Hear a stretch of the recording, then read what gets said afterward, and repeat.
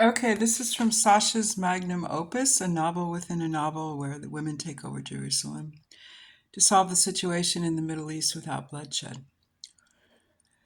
Sasha's Magnum Opus. They made love again when Haya woke up.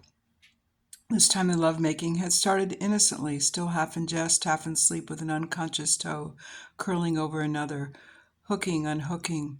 Then on the way to the bath afterwards, Haya resumed arguing. She pointed out that the Zionists burnt houses in Arab countries so Jews migrating from there to Israel in the 50s could say they were running away from anti-Semitism.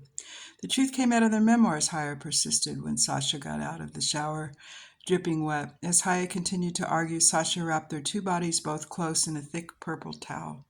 Let's not talk about politics now, Sasha persisted herself. Open-mouthed, she kissed her. Haya consented. That last kiss had returned the swell of desire. They had gone back to their luxurious bed in their apartment in the center of the renovated women's quarters.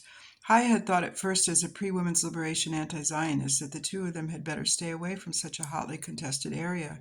Sasha, however, had felt very differently. Haya was now thankful to Sasha. They had moved into their prime spot when women from all over had been doing so over Haya's protestation.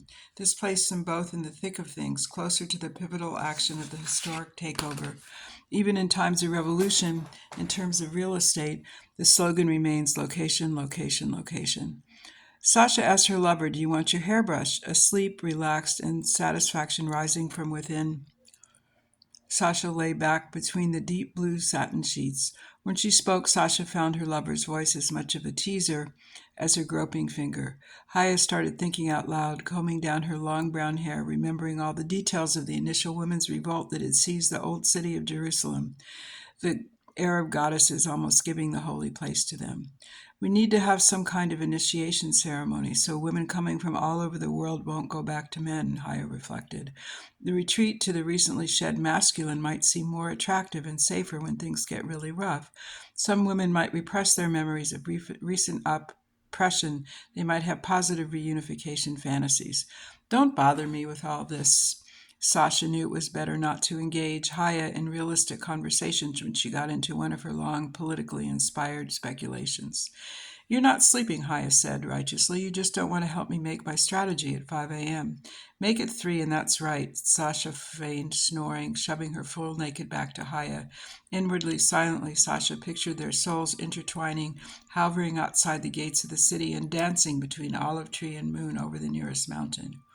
Inside, she wanted to nurture that inner starseed galactic feeling where Haya's hand had most recently been.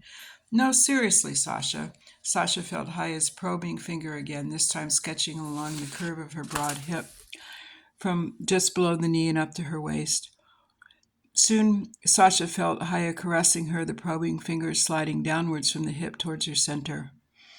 Waves emanated from a divinely sparked finger. As Sasha turned over on her back to receive, she could see moonlight running through the back of Haya's hand. "Is your name Whiteswoman or not?" Haya taunted, ruthlessly pulling all the covers off to mount her. Sasha pulled the covers back up over the both of them and buried herself underneath, relishing the feel of satin across her erect nipples. "Let's develop meals of meatless food and have everybody dressed in the garments of the goddess," Haya suggested. This was before the intellectuals insisted on the ban on national decorative costume. "And take them into sites of the ancient temples," Haya continued, "and re-celebrate feasts from before the Romans.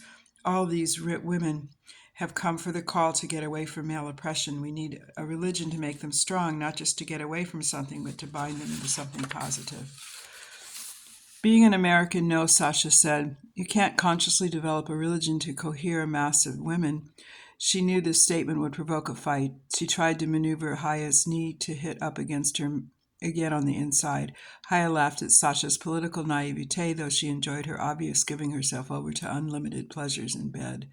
Haya began to imagine new capitals they would create, with flags and national women's emblems, military uniforms, and other paraphernalia. Imaginally, the two women sallied forth over Jerusalem, practically naked like Lady Godiva, and their shared imagination kept galloping on. They would reinvent women's tradition gradually, as European countries had theirs at the growth of fascism.